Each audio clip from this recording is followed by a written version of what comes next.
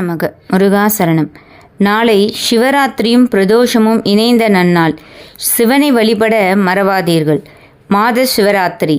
மாத சிவராத்திரி நாளில் சிவ வழிபாடு செய்வதும் சிவ தரிசனம் செய்வதும் நமசிவாயம் சொல்லி ஜபிப்பதும் மகத்தான பலன்களை தந்தருளும் என்பது ஐதீகம். தன்னை நாடி வரும் பக்தருக்கெல்லாம் அருள்மலை பொழிய செய்வார் சிவபெருமான். பிரதோஷம். இதேபோல் ஒவ்வொரு பிரதோஷமும் மகத்துவம் நிறைந்தது. பௌர்ணமி மற்றும் அமாவாசைக்கு முன்னதாக 3 நாட்களுக்கு முன்பு திரியோதசி திதியில் பிரதோஷம் வரும். பிரதோஷ நாளில் சிவாலயம் செல்வது இதுவரை இழந்தவற்றை தந்தருளும் என்கிறார்கள். திருமண தடை உள்ளவர்கள் வெட்டிவேர் மாலையை விநாயகர், முருகன், துர்க்கை, சண்டிகேஸ்வரருக்கு சாற்றி வணங்கினால் திருமண தடை நீங்கும். இதில் பிரதோஷ காலம் என்பது மாலை 4:30 மணி முதல் 6 மணி வரை. இந்த நேரத்தில் எல்லா சிவன் கோவிலிலும் சிவலிங்க திருமேனிக்கும் நந்திதேவருக்கும் சிறப்பு அபிஷேக ஆராதனைகள் நடைபெறும்.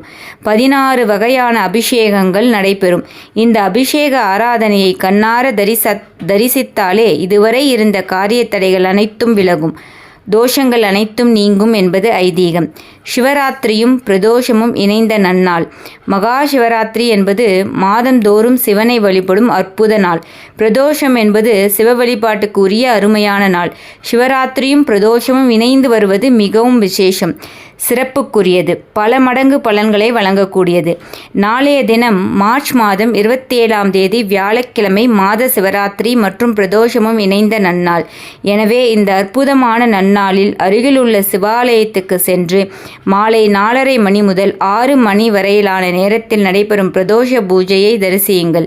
முடிந்தால் அபிஷேக பொருட்கள் வழங்குங்கள். நந்திதேவருக்கு அருகம்புல்லும் சிவபெருமானுக்கு வில்வமும் சாற்றி மனதார பிரார்த்தனை செய்யுங்கள். பிரதோஷம், சிவராத்திரி இந்த இரண்டும் சேர்ந்து வரும் நாளில் சிவனை வழிபடுவதால் சிக்கல்களும் இன்னல்களும் தீரும், கஷ்டங்களும் கவலைகளும் காணாமல் போகும் என்பது உறுதி. நன்றி.